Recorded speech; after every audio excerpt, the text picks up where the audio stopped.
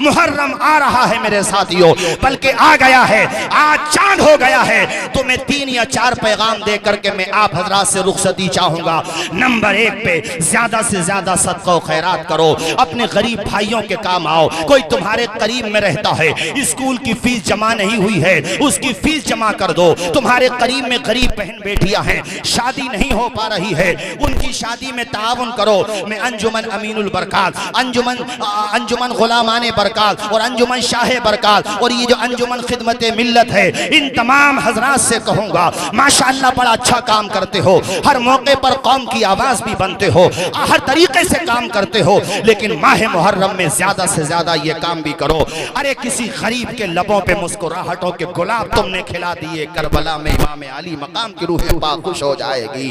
और दूसरा काम ये है कि कम से कम 10 दिन में, यानी पहली मुहर्रम से लेके 10वीं मुहर्रम तक कम से कम एक खत्म कुरान पाक कर लो, रोजाना 3-3 पारे पढ़ लो। वो खत्म कुरान जब हो जाए, शीरनी रख के इसाले सवाब कर दो और ये खिराज अकीदत इमाम आली मकाम की बारगाह में और उनके रुफका की बारगाह में पेश कर दो। नंबर 3 पे आप हजरात से कहूंगा, और इस पे आप खास तौर पे तवज्जो दें। देखो, बेहुदा रुसूमात में, बिदअत और खुराफात में हरगिज न पड़े, इमाम आली मकाम का मनहज अपनाएं और ये सोचें कि फातिमा के बेटे ने इस कदर जख्म खाने के बावजूद भी सजदा नहीं छोड़ा था। हम कैसे हुसैनी हैं कि शबे आशूरा में भी और आशूरे के दिन भी हम मस्जिदों का रुख नहीं करते।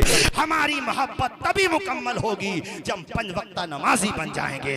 अरे मैं तो ये कहता हूँ 5 वक्ता नमाजें तो पढ़ना ही है, मगर कम से कम माह मुहर्रम में तहज्जुद के सजदे भी करने लगे। जब माह मुहर्रम में करने लगेंगे तो इंशाअल्लाह बाकी के महीनों में भी करने लगेंगे इंशाअल्लाह। इमाम की मोहब्बत अपने दिल में बसाएं, इमाम से प्यार करें। और मेरे साथियों, नंबर 4 पे आप हजरात से ये बात कहूंगा, और ये बात आपसे इसलिए कहूंगा कि घर पे जाकर, आखिरी बात है फिर मैं गुफ्तगू खत्म करता हूँ, घर पे जाके अपनी बहन बेटियों को ये पैगाम दे दें, और हमारी जो बहनें बेटियां माएँ यहाँ पर मौजूद हैं वो भी इस बात को सुने। हजरत तशरीफ फरमाए, माशाल्लाह पूरे भारत में जाते हैं, बल्कि अदर कंट्रीज भी जाते हैं, माशाल्लाह अदर कंट्री भी जाते हैं। राजकोट में, जामनगर में और गुजरात के दीगर खित्तों में मेरे उस्ताद गिरामी हजरत मुफ्ती जाहिद अली सलामी साहब क़िबला तालल्लाहु उम्रा वज़ीद मजदू हजरत का भी उधर काफ़ी दौरा होता है। उधर मैंने एक बात देखी, तब मैंने सोचा कि हम अपने संभल में भी बताएंगे, दीगर जगहों पे भी बताएंगे कि माह मुहर्रम में वहाँ की औरतें एक परिवार की, पूरे मोहल्ले की, या कम से कम एक घर की, एक साथ जमा होकर के अल्लाह की तौफीक से तस्बीह फातिमा का विर्द करती हैं। बोलो सुभान अल्लाह। तस्बीह फातिमा क्या है? तस्बीह फातिमा हुजूर की बारगाह में हाजिर हुई थी हजरत फातिमा जहरा। कहा था, या रसूल अल्लाह, मैं दरअसल काम करती हूँ पूरे दिन का और मैं चाहती हूँ हुजूर मेरी मदद के तौर पे घर का काम कुछ वो संभाल ले, इस तौर पे हुजूर कोई बांदी अता फरमा दें, कोई नौकरानी अता फरमा दें। हुजूर ने फरमाया, बेटी मैं इससे अच्छी बात ना बताऊं तुम्हें? कहा, या रसूलल्लाह मेरे वालिद माजी जी फरमाएं। हुजूर ने कहा, बेटी 33 मरतबा सुभान अल्लाह बोलिए। आप भी बोलिए ना सुभान अल्लाह। कितनी मरतबा? कितनी मरतबा? ऊंचा बोलिए, कितनी मरतबा? 33 मरतबा सुभान अल्लाह। ए बेटी फातिमा, ये वो तस्बीह है जो हुजूर ने अपनी बेटी को बताई है। ए बेटी फातिमा, 33 मरतबा सुभान अल्लाह और 33 मरतबा अल्हम्दुलिल्लाह, और बेटी 34 मरतबा अल्लाहु अकबर पढ़ लिया करो, तुम्हारी थकान भी दूर हो जाएगी और नेमत नेकियों में इजाफा भी हो जाएगा। तो ए कौम की बेटियों, बन सवर के मुहर्रम के दिनों में, खास तौर पे शबे आशूरा में अपने हुस्न की नुमाइश ना करो। करबला वालों को याद करो, मेरे इमाम के मुकद्दस घराने की खवातीन को याद करो, उस ज़ैनब को याद करो जिसकी बहादुरी की कस्में ली जाती हैं। वो ज़ैनब अल्लाह अकबर के नाना के नवासे ने मुसल्ला नहीं छोड़ा, सर तन से जुदा हो गया, सजदा नहीं छोड़ा, दरबार में बोली भी तो लहजे में अली के, ज़ैनब ने किसी हाल में पर्दा नहीं छोड़ा। ए बहनों, अपने घरों में बैठ के तस्बीह फातिमा पढ़ो, कुरान पाक की तिलावत करो। मैंने आज अपनी गुफ्तगू के लिए जो उन्वान मुंतखब किया है वो है रहमदिली, नरमी, एक दूसरे के दुख दर्द को समझना, एक दूसरे से मोहब्बत करना, एक दूसरे से प्यार करना। इस सिलसिले में मैं तेजी के साथ अपनी बात आगे बढ़ाऊं। एक वाकया जो कुतुब सीयर में, यहाँ तक के कुतुब अहादीस में भी मिलता है। इमाम तबरानी भी इस वाक़े को लेकर के आए हैं और भी दीगर कुतुब में ये वाक़या मौजूद है। उसुदुल गाबा में भी है ये वाक़या। सुनिए आप तमामी हजरात, हमारे प्यारे नबी के बड़े जानिसार सहाबी हैं, बड़े चहीते सहाबी हैं, फैयाज जूदो सखा वाले, नाम है उनका हजरत साग़ा बिन नाजिया।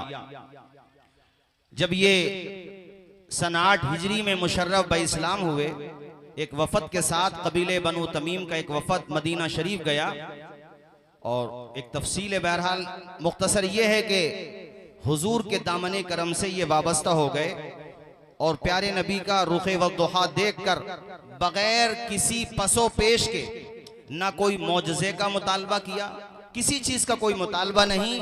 रुखे अनवर देखा और कहा या रसूल अल्लाह, हाथ बढ़ा करके अपना गुलाम बना लीजिए। सुभान अल्लाह। क्या नाम बताया मैंने आपको? हजरत साग़ा। जब मोमिन हो गए, दाखिले इस्लाम हो गए, आप मुशर्रफ इस्लाम हो गए, अर्ज करने लगे या रसूल अल्लाह, मैंने ईमान लाने से पहले भी, यानी आपके कदम से वाबस्ता होने से पहले, यहां तक के प्यारे नबी, मैंने आपकी बेअसत से पहले जो नेकियां की हैं, या रसूल अल्लाह उन नेकियों का मुझे फायदा मिलेगा? कलमा तो मैंने आज पढ़ा है, लेकिन मैंने जो अच्छाइयां की हैं, जो नेकियां की हैं, उनका मुझे सवाब मिलेगा, फायदा मिलेगा? अल्लाह के पैगंबर ने मुस्कुरा के फरमाया, है मेरे दीवाने, तुमने कौन सी नेकियां की हैं जरा बताओ। हुजूर चाहते थे कि मजमे आम में ये बात हो, तमाम लोग ये सुन लें। उन्होंने अर्ज किया या रसूल अल्लाह, मैं दिल का बड़ा नरम रहा हूं, मुझसे किसी का दुख दर्द देखा नहीं जाता था। कहा, हुजूर ने मुस्कुरा के फरमाया, बताओ कोई अपनी बात बताओ, तुमने कौन सी नेकियां की हैं? सराय तरीन संबल, दूरो दराज से आने वाले फर्जंदाने तौहीद और रिसालत सुनो, नरमी रहमदिली, एक दूसरे के दुख दर्द को समझना। और ये माहे मुहर्रम भी शुरू हो गया है, आज चांद भी नजर आ गया है। करबला का एक पैगाम ये भी है कि हुस्ने अखलाक की अनमोल निशानी दे दो, गम के ठहरे हुए दरिया को रवानी दे दो। तुम हुसैनी हो तो एहसान के मशकीजे से कोई दुश्मन भी अगर मांगे तो पानी दे। सुभान अल्लाह, माशाअल्लाह। ये पैगाम करबला वालों का भी है, एक दूसरे के दुख दर्द को समझना। सुनो मेरे साथियों, हजरत साग़ा अर्ज करते हैं या रसूल अल्लाह, एक मर्तबा मेरी 2 ऊँटनियां गुम हो गईं। अरे अरबों में ऊँटनी की बड़ी वैल्यू होती थी, ऊँटनियां थी, घोड़े थे, उनकी बड़ी वैल्यू थी। या रसूल अल्लाह, वो पुरुम्मीद थी, यानी हामिला थी वो दोनों ऊँटनियां। वो दोनों ऊँटनियां, कारी साहब सुनिए, दोनों ऊँटनियां गुम हो गई। मैं उनको तलाश करने सहरा की तरफ निकला। मैं भी अपने एक ऊँट पे बैठ के निकला उसको तलाश करने। तलाश करते करते मैं एक जगह पहुंचा जहां एक घर बना हुआ था, आशियाना कह लीजिए, झोपड़ी कह लीजिए, यार एक घर बना हुआ था। कहते हैं या रसूल अल्लाह, मैं वहां पे पहुंचा, उसमें एक साहब बैठे थे, मेरी नजर पड़ी, इतने में मेरी 2 ऊँटनियों पे भी नजर पड़ गई। मेरी 2 ऊँटनियां उनके बाकी जानवरों के साथ चल रही थी। मैंने कहा, ए साहिबे खाना, ये तो मेरी ऊँटनियां हैं, मैंने पहचान लिया इनको। तो मकान मालिक ने कहा, हमें इससे कोई आपत्ति नहीं, या आप ही की हैं, आप ले जाइए। आवारा घूम रही थी तो मैंने सोचा किसी की होंगी तो आकर के ले जाएगा, वरना मेरी जिम्मेदारी थी, मैं तो इनके साथ अच्छा सलूक कर ही रहा हूँ। अल्लाह अकबर। हजरत साग़ा सिलसिला कलाम आगे बढ़ाते हुए अर्ज करते हैं, अल्लाह के पैगंबर, अभी हम वहां बैठे ही थे, साहिबे खाना ने कहा कि अंदर से खजूरें और पानी लेकर के आओ, ये हमारे मेहमान हैं, इनकी ज़ियाफत की जाए। हजरत साग़ा कहते हैं या रसूल अल्लाह, मैं खजूरें खा ही रहा था, अभी मैंने थोड़ा सा पानी पिया था कि अंदर से खातून की आवाज आती है। वो खातून कहती है कि तुम्हारे घर में बच्चे की पैदाइश का वक्त करीब आ चुका है। अल्लाह अकबर। हजरत साग़ा कहते हैं या रसूल अल्लाह, मेरे भी कान खड़े हो गए, आखिर माजरा क्या है? इस कदर तवज्जो के साथ अंदर की बात ये औरत इसे क्यों बता रही है? ये तो औरतों का अंदर का इंटरनल मैटर है, अंदर बच्चों की पैदाइश होना हो जाए, ये औरत इसे क्यों बता रही है? मैंने कहा, ए साहिबे खाना, ये बताओ आखिर क्या वजह है? इस औरत ने तुम्हें आकर के बताया। उसका चेहरा उतर जाता है और वो कहता है, ए अजनबी सुन सुन, बात ये है, दरअसल हमारे यहाँ रीत ये है, अगर बेटी पैदा होती है तो हम पहले ही रोज उसको गला खोद करके जमीन में दफन कर देते हैं, और अगर बेटा पैदा होता है तो हम उसको पाल लेते हैं। इस औरत ने मुझे इसलिए बताया है कि बच्चे की विलादत का वक्त करीब है, अगर बेटी होगी तो अंदर आकर के तुम गड़ा खोद देना या कहीं सहरा में किसी भी जगह ले जाकर के दफन कर देना। अगर बेटा होगा तो तुम अपने साथ रख लेना। अल्लाह अकबर। हजरत सासा कहते हैं अल्लाह के पैगंबर मेरी आंखें भीग गईं, दिल का पैमाना आंखों से छलक गया। या रसूल अल्लाह मेरे पैरों तले जमीन खिसक गई कि तू कैसा बाप है, अपनी बच्ची को जिंदा गाड़ने की बातें करता है। मैंने कहा क्या तुम्हारे सीने में दिल नहीं है? तुम्हारा सीना किस कदर पत्थर दिल हो चुका है, तुम्हें शर्म नहीं आती? अपनी बेटी को जमीन में गाड़ने की बातें करते हो। उसने कहा साहब हमारे यहाँ का कल्चर यही है, हमारे यहाँ की तहजीब यही है, हमारे पूरे परिवार में किसी को दामाद बनाना बहुत बुरा समझा जाता है, बेटी को मनहूस समझा जाता है, इसलिए आप अपना काम कीजिए, आपकी 2 ऊँटनियां हैं ले जाइए साथ में और यहाँ से चलते बनिए। हजरत सासा कहते हैं मैंने उससे मन्नत समाज शुरू कर दी। मैंने कहा ए जालिम बाप, अगर तू अपनी बेटी की परवरिश नहीं करता तो ऐसा कर अपनी बेटी मेरे हवाले कर दे, तेरी बेटी की परवरिश मैं करूंगा। जरा जोर से बोलो सुभान अल्लाह। दूसरे की बेटी है और सासा कहते हैं या रसूल अल्लाह मैंने कहा उससे कि मुझे अपनी बेटी दे दे, तो सामने वाला कहता है हम तुझे अपनी बेटी दे दें, इसके बदले में तू हमें क्या देगा, इसके बदले में तू हमें कीमत क्या देगा? ओ साथियों मेरी तरफ देखो, मैं अल्लाह के पैगंबर की हदीस सुना रहा हूं, प्यारे नबी के सहाबी की दिलचस्प दास्तान सुना रहा हूं। आपके दिल में नरमी का एक जज्बा पैदा होगा इंशाअल्लाह। सुनो इस हदीस शरीफ को, इमाम तबरानी भी लेकर के आए हैं, उसदुल ग़ाबा के अंदर भी ये रिवायत मौजूद है और भी मुतादिद कुतुब के अंदर मेरे साथियों ये रिवायत मौजूद है। अल्लाह अकबर। हुजूर की चश्माने माज़ाग आंसुओं से तर हो गई। अल्लाह के पैगंबर ने फरमाया सहाबी आगे की दास्तान सुनाओ। वो रोते जाते हैं, आगे कहते हैं या रसूल अल्लाह मैंने उस बाप से कहा, उस संगदिल बाप से कहा अरे तू अपनी बच्ची की अगर परवरिश नहीं करता तो मुझे दे दे, तू कीमत की बात करता है तो सुन, मेरी 2 ऊँटनियां जो तेरे पास हैं तू अपने पास ही रख ले, अपनी बेटी मेरे हवाले कर दे। जरा जोर से बोलो सुभान अल्लाह। उसकी नरम दिली को सलाम करो, उसके जज्बे को सलाम करो, उसकी हिम्मत को सलाम करो। अल्लाह अकबर। उसने कहा नहीं अभी कीमत पूरी नहीं हुई, तो मुस्कुरा के सासा कहते हैं यार ऐसा कर, जिस ऊँटनी पे मैं सवार होकर के आया हूं वो भी तू ही रख ले, मगर अपनी बेटी मेरे हवाले कर दे। जरा झूम के बोलो सुभान अल्लाह और मचल के बोलो सुभान अल्लाह। मेरे साथियों हजरत सासा कहते हैं कि वो शख्स इस बात पर रजामंद हो गया और उसने कहा ठीक है मैं आपको अपनी बेटी दे देता हूं, आपकी 2 ऊँटनियां तो मेरे पास हैं ही, ये ऊँटनी आप अपने मकाम पे पहुंच जाएं, मेरा एक आदमी जाएगा वहां पे उतर जाएं और ये ऊँटनी हमें दे दें, हम तक पहुंच जाएगी। या रसूल अल्लाह मैंने तीनों की तीनों ऊँटनियां उसी के हवाले कर दी। हुजूर मैं उस एक अजनबी बाप की बेटी को घर पे लेके आया, मैं उसको पालता था, उसकी परवरिश करता था, ना कोई खूनी रिश्ता है, ना कोई खानदान का रिश्ता है, ना कोई करीबी रिश्ता है, बस एक मानवता है, बस एक इंसानियत है। या रसूल अल्लाह मैं उसको लेके आया, वो बच्ची मेरे सीने पे खेलती थी, मुझे ऐसा प्यार हो गया जैसे एक बाप को अपनी सगी बेटी से प्यार हो जाता है। अल्लाह अकबर। कहने लगे या रसूल अल्लाह फिर तो मेरी आदत यही बन गई, मेरा मिजाज यही बन गया कि आसपास में मैं पता लगाता कि किसके यहाँ पे पैदाइश होने वाली है। जिन परिवारों में, जिन खानदानों में बेटियों को जमीन में दफनाने का रिवाज था या रसूल अल्लाह वहाँ पे मैंने अपने लोग लगा दिए थे, अपने नुमाइंदे लगा दिए थे और मैं पता करता था कि पूछो अगर बेटी हुई होगी तो जमीन में ना गाड़े, हम उस बेटी की परवरिश की जिम्मेदारी लेंगे। अल्लाह अकबर। जरा जोर से बोलिए सुभान अल्लाह मेरे साथियों। अल्लाह अकबर। अल्लाह के पैगंबर की चश्माने माज़ाग आंसुओं से तर है। अल्लाह के पैगंबर आप दीदा हैं, कहते हैं सासा तुमने बड़ा अच्छा काम किया। अच्छा ये बताओ तुमने इस तरह से कितनी बच्चियों को जिंदा दरगोर होने से बचाया, कितनी बेटियों को तुमने जमीन में गलने से बचा लिया, कितनी बच्चियों की जिंदगी बचा ली। रोते हुए सासा कहते हैं या रसूल अल्लाह मैंने 360 बच्चियों की जिंदगी बचा ली, 360 बच्चियों को इस तरह से या रसूल अल्लाह मैंने बचा लिया, उनकी मैंने परवरिश की। या रसूल अल्लाह मैं ये पूछना चाहता हूं मैंने जो ये नेकियां की इसका मुझे फायदा मिलेगा या नहीं मिलेगा? हुजूर ने मुस्कुरा के फरमाया कि ऐ मेरे सहाबी, अभी आ रहे हैं, आप हमारी तरफ देखिए, उस तरफ कुछ लोग, बाकी तो माशाल्लाह आप सब ठीक बैठे हैं, बैठ जाइए साहब, आप भी बैठिए, क्यों खड़े हैं भाई आप लोग? मेरे ख्याल से ज्यादा आप लोग करीब करीब होकर बैठ गए, थोड़े फासले से बैठो, थोड़ी जगह बना करके भी रखो, चूंकि जगह तो माशाल्लाह काफी है, ऐसा थोड़ी है जगह कम है, काफी जगह है माशाल्लाह। आप बैठो, आप भी बैठो, जो हरी साहब बैठाओ इनको जरा, ये जो है बैठ जाइए, बैठ जाइए। देखिए हजरत भी आ चुके हैं, आप तशरीफ रखें, वो स्टेज पे आ जाएंगे।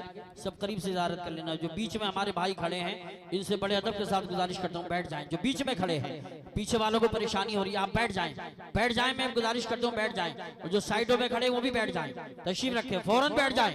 जो बीच में खड़े हैं मैं उनसे गुजारिश करता हूँ तशरीफ रखें। खाकसाराने हक जरा इसका ख्याल रखें। हो सकता है कुछ साहब इंतजार में हों कि हमसे आगे कहा जाए तभी बैठेंगे। चलिए कलमा शरीफ पढ़िए, ला इलाहा इल्लल्लाहु मुहम्मदुर रसूलुल्लाह। वो कहते हैं या रसूल अल्लाह, मैंने इस तरीके से 360 बेटियों की जिंदगी बचाने में अहम किरदार अदा किया। हुजूर रोने लगे। हुजूर ने फरमाया, सासा तुम अभी ये कह रहे थे कि मुझे मेरी नेकियों का क्या फल मिला, तुम्हें दामने मुस्तफा मिल गया, उसी का तो फल है।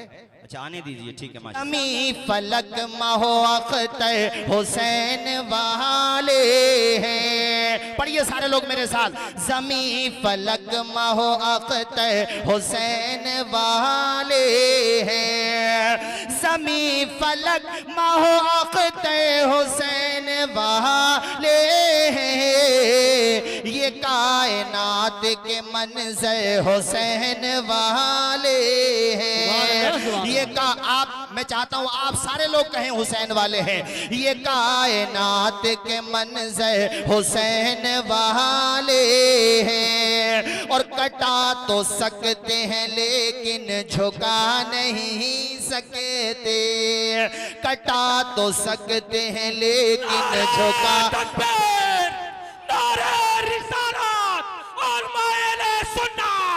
शुएब भाई बैठे रहने दो लोगों को, नारे लग जाएंगे। आप शुएब भाई माशाल्लाह भी लगाए नारा। बैठे रहने दो लोगों को, आप कलाम सुनिए, इंशाल्लाह फौरन पेश कर दिया जाएगा। आप सारे लोग कलाम सुनिए। कटा तो सकते हैं लेकिन झुका नहीं सकते। कटा तो सकते हैं लेकिन झुका नहीं सकते।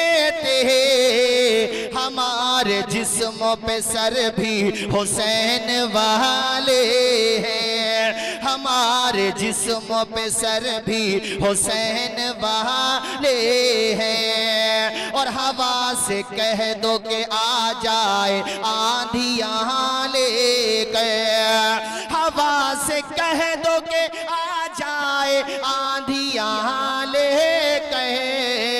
मेरे चराग के तेवर हुसैन वाले हैं। मैं ये बता रहा था, इमाम तबरानी ने इस रिवायत को नकल किया जो मैं आपको सुना रहा था। मैं आपको बता रहा था कि हजरत सासा अर्ज करते हैं, या रसूल अल्लाह, मैंने 360 बेटियों की जिंदगी बचाई है। अब मुझे बताइए कि मैंने जो ये नेकियां की हैं, आका मुझे इसका फायदा मिलेगा कि नहीं मिलेगा। हुजूर मुस्कुराए और हुजूर ने फरमाया, ऐ सासा तूने मेरे हाथ पे कलमा पढ़ लिया, ये उसी नेकियों का तो सिला मिल रहा है।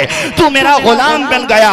गोया के अब मुस्कुरा करके हजरत सासा जो कह रहे थे, उनके दिल की जो आवाज थी, उनके जो नजरियात थे, उसको 2 मिसरों में सुनिए कि उनको 2 मिसरों में सुनिए कि फजल रब्बुल औला, और क्या चाहिए मिल गए मुस्तफा, और क्या चाहिए। हुजूर का दामन है। ये मैं रहमदिली के हवाले से सुना रहा था। आखिरी वाकया, फिर मेरी तकरीर खत्म। सियर व आलामी नुबला में इमाम ज़हबी इस रिवायत को लेकर के आए हैं कि जब हजरत इमाम ज़ैनुल आबिदीन, बोलिए कौन है ज़ैनुल आबिदीन? इमाम हुसैन के शहजादे। जोर से बोलिए, किसके शहजादे? इमाम अली बिन हुसैन, जिनका लक़ब है ज़ैनुल आबिदीन। जब आपका विसाल हो गया और आपको गस्साल ने नहलाया तो आपकी पुश्ते अथर पे वजन उठाने के निशानात देखे गए। बाद में ये बात बाहर जिक्र में आ गई और पूरे मदीने में ये बात फैल गई कि आखिर हजरत इमाम ज़ैनुल आबिदीन की पुश्ते अथर पर वजन उठाने के निशानात कैसे थे।